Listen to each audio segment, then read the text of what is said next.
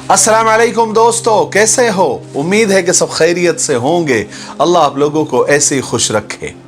चलिए आज के किस्से की तरफ बढ़ते हैं।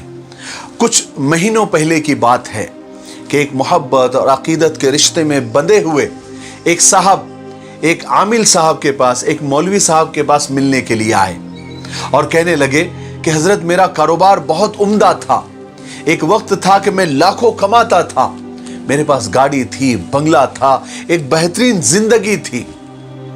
आज मैं वही कारोबार कर रहा हूं, मगर गाड़ी नहीं रही, बंगला नहीं रहा, वो खुशहाली नहीं रही और दिन ब दिन कर्ज के बोझ तले दबा जा रहा हूं। अब बहुत मुश्किल से गुजारा हो रहा है। सुना है कि आप रूहानी इलाज करते हैं, जरा चेक कीजिए, कोई जादू टोना तो नहीं है, किसी ने बंदिश तो नहीं कर दी है, किसी की नजर बद तो नहीं लग गई है। अगर किसी की नजर बद लग गई है तो बराए मेहरबानी काट दीजिए, कोई तावीज दीजिए, कोई वजीफा दीजिए, कुछ पढ़ने के लिए दीजिए, ताकि मैं फिर से वही खुशहाली पा सकूं, वही हालात मेरे लौट कर आए। मैं बहुत परेशान हूं। ये कहते हुए वो साहब रो पड़े। ऐसा ही होता है जब इंसान के कारोबार में नुकसान होने लगता है, जब उसकी दुकानदारी में लॉस होने लगता है, या घर में बार बार बीमारियां आने लगती है, तो उसे ऐसा लगता है कि जरूर हमारे ऊपर किसी ने जादू टोना कर दिया है, या हमारे घर में या दुकान में खबीस जिन्नातों का बसेरा हो गया है, या किसी ने हमारी बंदिश कर दी है, या हमारी रोजी बांध दी है, या कोई खतरनाक किसी चुड़ैल की नजर बद लग गई है। फिर क्या होता है? फिर आमिलों के चक्कर शुरू हो जाते हैं और मुसीबत डबल हो जाती है, दोबाला हो जाती है, जब बदकिस्मती से नकली आमिल और नकली बाबाओं के चक्कर में लोग पड़ जाते हैं। फिर एक वक्त ऐसा आता है कि वो जिन्नात तो निकल जाते हैं, लेकिन ये बाबा ऐसे चिपक जाते हैं कि फिर ये जिंदगी भर नहीं निकलते। फिर आपको आपका ईमान भी खा जाते हैं, आपका अकीदा भी खा जाते हैं और आपके पैसे भी खा जाते हैं। आप वैसे ही रहते हैं। इस पर मैंने बाकायदा 6-7 वीडियो बनाई है। जिन्नात की हकीकत, असली जिन्नात क्या होते हैं, नकली जिन्नात क्या होते हैं, और असली बाबा, असली आमिल कौन होते हैं, और नकली बाबा, नकली आमिल कौन होते हैं।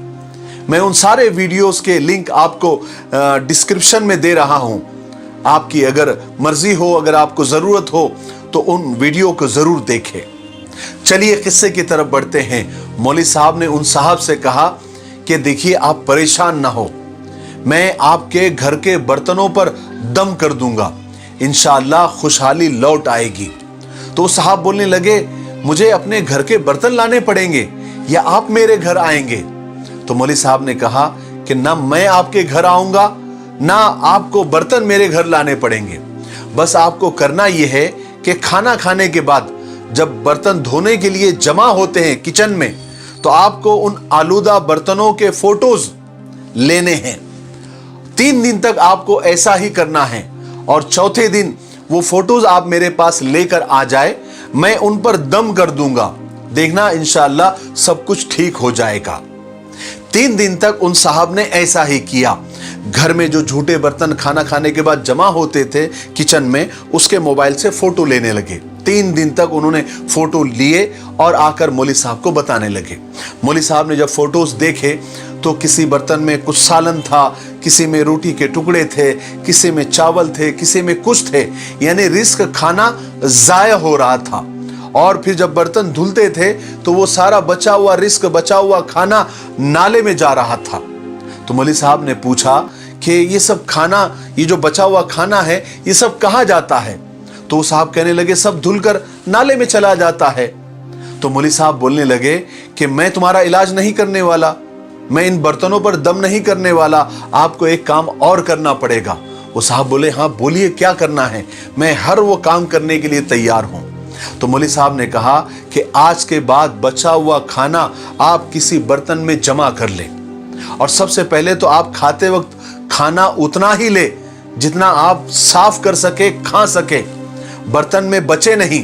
अगर फिर भी बच जाए तो वो खाना आपको निकाल कर एक बर्तन में आपको जमा करना है, और सब घर वालों को ऐसे ही करना है। और आपको करना यह है कि बच जाने वाला खाना किसी गरीब, किसी मोहताज को दे देना है। और जो बर्तन में झूठा खाना होता है उसको नाली में नहीं बहाना है, ड्रेनेज में नहीं बहाना है, कूड़े और करकट में नहीं फेंकना है, बल्कि आप उसको जमा करके छत पर ले जाए या फिर अपने सहन में ले जाए, जानवरों को खिला दे, बिल्ली को, कुत्ते को, परिंदे को खिला दे।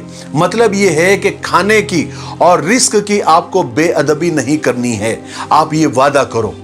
उन साहब ने ये वादा किया और उन्होंने कुछ दिनों तक रिस्क की इज्जत की, रोटी की इज्जत की, और जो खाना बचता था वो गरीबों को देने लगे, मोहताजों को देने लगे, और झूठा खाना जानवरों को खिलाने लगे। और कुछ ही दिनों के बाद जब वो मौलवी साहब से मिलने आए तो आकर सीधे गले मिले और जोर जोर से रोने लगे और मौलवी साहब के हाथ चूमे, और उनकी मोहब्बत और बढ़ गई थी।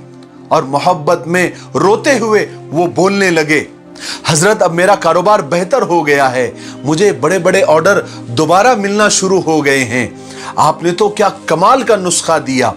तो मौलवी साहब ने कहा कि मैंने हुजूर पाक सल्लल्लाहु अलैहि वसल्लम की एक हदीस सुनी थी कि रिस्क की बेअदबी और खाने की बेअदबी से मुफलिसी आती है, तंगदस्ती आती है, गरीबी आती है।